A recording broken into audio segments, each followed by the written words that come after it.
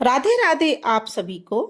आज हम सुनेंगे कार्तिक मास का महात्म्य कथा अध्याय नंबर 3। सत्यभामा ने कहा, हे प्रभु, आप तो सभी काल में व्यापक हैं और सभी काल आपके आगे एक समान है। फिर यह कार्तिक मास ही सभी मासों में श्रेष्ठ क्यों है? आप सब तिथियों में एकादशी और सभी मासों में कार्तिक मास को ही अपना प्रिय क्यों कहते हैं? इसका कारण बताइए। भगवान श्री कृष्ण ने कहा, हे भामिनी, तुमने बहुत अच्छा प्रश्न किया है। मैं तुम्हें इसका उत्तर देता हूँ। ध्यान पूर्वक सुनो। इसी प्रकार एक बार महाराज बेन के पुत्र राजा पृथु ने प्रश्न के उत्तर में देवर्षि नारद से प्रश्न किया था और जिसका उत्तर देते हुए नारद जी ने उसे कार्तिक मास की महिमा बताते हुए कहा, हे राजन, एक समय शंख नाम का एक राक्षस बहुत ही बलवान और अत्याचारी हो गया था। उसके अत्याचारों से तीनों लोकों में त्राही त्राही मच गई। उस शंखासुर ने स्वर्ग में निवास करने वाले देवताओं पर विजय प्राप्त कर इंद्र आदि देवताओं एवं लोकपालों के अधिकारों को छीन लिया। उससे भयभीत होकर समस्त देवता अपने परिवार के सदस्यों के साथ सुमेरु पर्वत की गुफाओं में बहुत दिनों तक छिपे रहे। तत्पश्चात वे निश्चिंत होकर सुमेरु पर्वत की गुफाओं में ही रहने लगे। उधर जब शंखासुर को इस बात का पता चला कि देवता आनंद पूर्वक सुमेरु पर्वत की गुफाओं में निवास कर रहे हैं, तो उसने सोचा कि ऐसी कोई दिव्य शक्ति अवश्य है जिसके प्रभाव से अधिकारहीन यह देवता अभी तक बलवान है। सोचते सोचते वह इस निर्णय पर पहुंचा कि वेद मंत्रों के बल के कारण ही देवता बलवान हो रहे हैं। यदि इनसे वे वेद छीन लिए जाएं, तो वे बलहीन हो जाएंगे। ऐसा विचार कर शंखासुर ब्रह्मा जी के सत्यलोक से शीघ्र ही वेदों को हरलाया। उसके द्वारा ले जाते हुए भय से उनके चंगुल से निकल भागे और जल में समा गए। शंखासुर ने वेद मंत्रों तथा बीज मंत्रों को ढूंढते हुए सागर में प्रवेश किया, परंतु न तो उसको वेद मंत्र ही मिले और न ही बीज मंत्र। जब शंखासुर सागर से निराश होकर वापस लौटा, तो उस समय ब्रह्मा जी पूजा की सामग्री लेकर सभी देवताओं के साथ भगवान विष्णु की शरण में पहुंचे और भगवान को गहरी निद्रा से जगाने के लिए गाने बजाने लगे और धूप गंध आदि से बारंबार उनका पूजन करने लगे। धूप, दीप, नैवेद्य आदि अर्पित किए जाने पर भगवान की निद्रा टूटी और वह देवताओं सहित ब्रह्मा जी को अपना पूजन करते हुए देखकर बहुत प्रसन्न हुए तथा कहने लगे, मैं आप लोगों के इस कीर्तन एवं मंगलाचरण से बहुत ही प्रसन्न हूँ। आप अपना अभिष्ट वरदान मांगिए, मैं अवश्य प्रदान करूंगा। जो मनुष्य अश्विन शुक्ल की एकादशी से देवोत्थान एकादशी तक ब्रह्म मुहूर्त में उठकर मेरी पूजा करेंगे, उन्हें तुम्हारी बाती ही मेरे प्रसन्न होने के कारण सुखों की प्राप्ति होगी। आप लोग जो पाद्य, अर्घ्य, आचमन और जल आदि सामग्री मेरे लिए लाए हैं, वे अनंत गुणों वाली होकर आपका कल्याण करेंगी। शंखासुर द्वारा हरे गए संपूर्ण वेद जल में स्थित हैं। मैं सागर पुत्र शंखासुर का वध करके उन वेदों को अभी लाए देता हूँ। आज से भी मंत्र बीज और वेदों सहित मैं प्रतिवर्ष कार्तिक मास में जल में विश्राम किया करूंगा। अब मैं मत्स्य का रूप धारण करके जल में आता हूं। तुम सब देवताओं भी मुनीश्वरों सहित मेरे साथ जल में आओ। इस कार्तिक मास में जो श्रेष्ठ मनुष्य प्रातःकाल स्नान करते हैं, वे सब यज्ञ के अवव्रत स्नान द्वारा भली भांति नहा लेते हैं।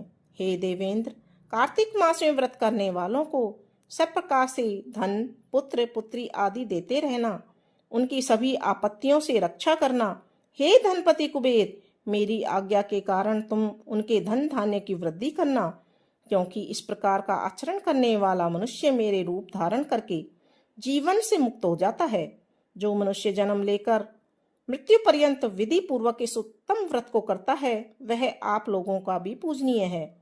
कार्तिक शुक्ल पक्ष की एकादशी तिथि को तुम लोगों ने मुझे जगाया है, इसलिए यह तिथि मेरे लिए अत्यंत प्रीतिदायिनी और माननीय है। हे देवताओं, यह दोनों व्रत नियम पूर्वक करने से मनुष्य मेरा सानिध्य प्राप्त कर लेते हैं। इन व्रतों को करने से जो फल मिलता है, वह अन्य किसी व्रत से नहीं मिलता। अतः प्रत्येक मनुष्य को सुखी और निरोग रहने के लिए कार्तिक महात्म्य एवं एकादशी की कथा सुनते हुए उपयुक्त नियमों का पालन अवश्य करना चाहिए। राधे राधे। आज हम सुनेंगे कार्तिक मास महात्म्य कथा का अध्याय नंबर 4। इससे पहले के 3 अध्याय हम अपने चैनल पर डाल चुके हैं। उन्हीं को लगातार पढ़ने से आपको चौथे अध्याय का पुण्य मिलेगा। नारद जी ने कहा, ऐसा कहकर भगवान विष्णु मछली का रूप धारण करके आकाश से जल में गिरे।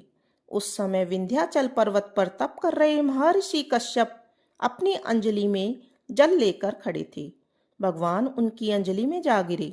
महर्षि कश्यप ने दया करके उसे अपने कमंडल में रख लिया। मछली के थोड़ा बड़े होने पर महर्षि कश्यप ने उसे कुएं में डाल दिया। जब वह मछली कुएं में भी नहीं समा सकी तो उन्होंने उसे तालाब में डाल दिया।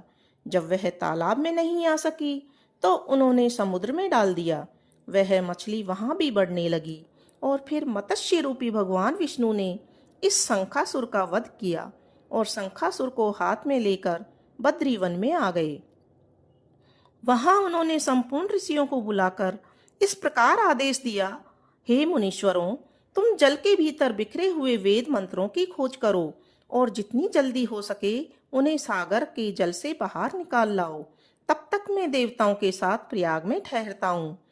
तब उन तपोबल संपन्न महर्षियों ने यज्ञ और बीजों सहित संपूर्ण वेद मंत्रों का उद्धार किया। उनमें से जितने बीज मंत्र जिस ऋषि ने उपलब्ध किए, वही उन बीज मंत्रों का उस दिन से ऋषि माना जाने लगा। तदंतर सब ऋषि एकत्र होकर प्रयाग में आ गए। वहां उन्होंने ब्रह्मा जी सहित भगवान विष्णु को उपलब्ध हुए सभी वेद मंत्र समर्पित कर दिए। सब वेदों को पाकर ब्रह्मा जी बहुत प्रसन्न हुए। उन्होंने देवताओं और ऋषियों के साथ प्रयाग में अश्वमेध यज्ञ किया। यज्ञ समाप्त होने पर सब देवताओं ने भगवान से निवेदन किया, देवाधिदेव जगन्नाथ, इस स्थान पर ब्रह्मा जी ने खोए हुए वेदों को पुनः प्राप्त किया है और हमने भी यहाँ आपके प्रसाद से यज्ञ भाग पाए हैं। अतः यह स्थान पृथ्वी पर सर्वश्रेष्ठ पुण्य की वृद्धि करने वाला एवं भोग तथा मोक्ष प्रदान करने वाला हो। साथ ही यह समय भी महापुण्यमय और ब्रह्मघाती आदि महापापियों की भी शुद्धि करने वाला हो तथा तय स्थान यहाँ दिए हुए दान को अक्षय बना देने वाला हो। यह वरदान दीजिए। भगवान विष्णु बोले, देवताओं, तुमने जो कुछ कहा है वह मुझे स्वीकार है। तुम्हारी इच्छा पूर्ण हो। आज से यह स्थान ब्रह्म क्षेत्र के नाम से प्रसिद्ध होगा। सूर्यवंश में उत्पन्न राजा भगीरथ यहाँ गंगा को लेकर आएंगे और वह यहाँ सूर्य कन्या यमुना से मिलेगी।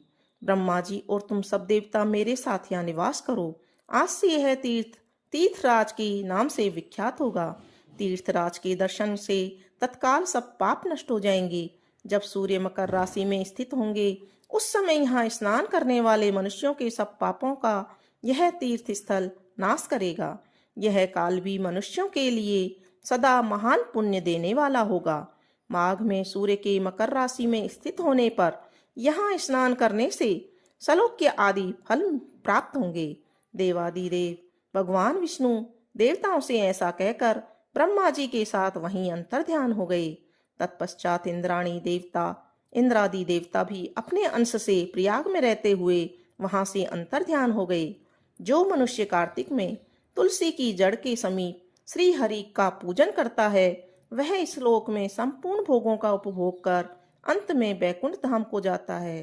बोलो कार्तिक मास की जय। बोलो विष्णु भगवान की जय।